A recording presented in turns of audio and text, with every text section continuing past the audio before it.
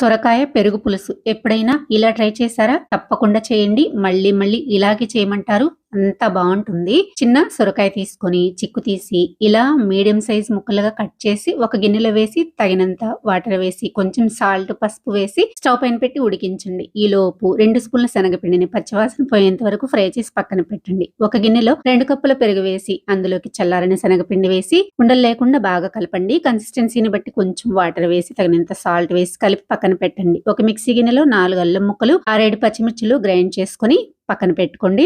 ఇప్పుడైతే సొరకాయ ఉడికిందండి. ఇది చల్లారాక పెరుగులోకి వేసి కలిపేసి పక్కన పెట్టుకోండి.